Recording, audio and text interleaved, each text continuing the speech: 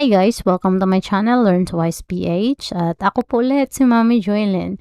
So, welcome to my channel. At daily po natin ginagawa ang pag-promote ng Shopee Affiliate. At today po ay day 18.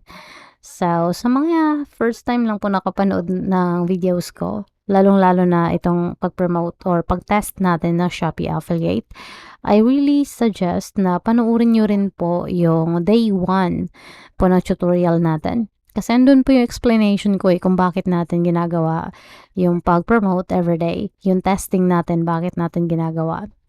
So, yun. And as always, 15 videos daily pa rin po ang i-update natin. I-upload everyday. So, kung hindi ma-hit yung 15 kasi na-busy, for example, 5 lang, so syempre, the following day, magiging 25 na yung i-upload natin. So, yun, babawi. And then, as always po, pinopromote ko po talaga na mag-start na po kayo ASAP.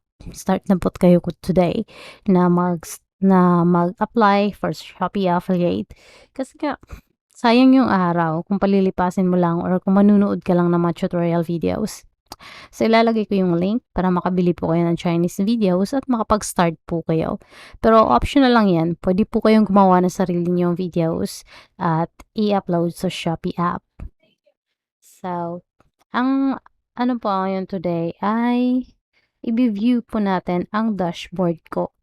So, napa-view ko na po dati yung dashboard ko, yung 6 pesos na yung kinita ko sa first sahod ko sa Shopee.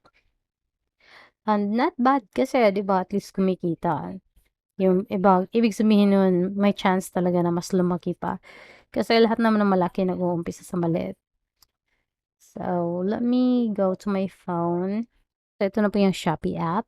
At click natin tong affiliate program.